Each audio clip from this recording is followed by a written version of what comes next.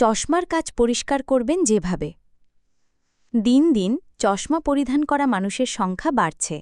এর মূল কারণ আমাদের জীবনযাপনে পরিবর্তনের ফলে নানা রোগের সঙ্গে চোখেও দেখা দেয় সমস্যা। এসবের জন্য পড়তে হয় চশমা। চশমা ব্যবহারের সঙ্গে অনেকেই এর যত্ন নিতে জানেন না। হাতের সামনে যা পান তা দিয়েই চশমা মুছে ফেলেন, হোক তা জামার কাপড় কিংবা তুলা। অনেকে আবার চশমা নোংরা হলে শুধু ভুঁ দিয়ে ধুলা উড়িয়ে দেন। বিশেষজ্ঞরা বলছেন, চশমা পরিষ্কারের ক্ষেত্রে এভাবে হেলাফেলা করা উচিত নয়। এর ফলে চশমার লেন্স নষ্ট হতে পারে। তবে কিভাবে পরিষ্কার করবেন চশমার কাচ, জেনে নিন। চশমা মুছার ক্ষেত্রে সবসময়ই পাতলা টিস্যু ব্যবহার করা উচিত।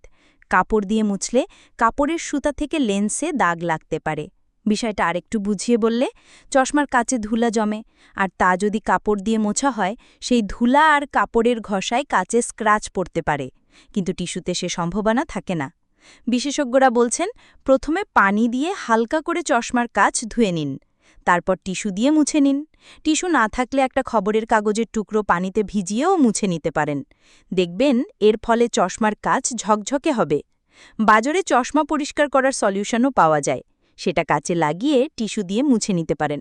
তবে কখনোই মুখের ভাপ দিয়ে চশমা পরিষ্কার করবেন না, এতে কাচ নষ্ট হতে পারে।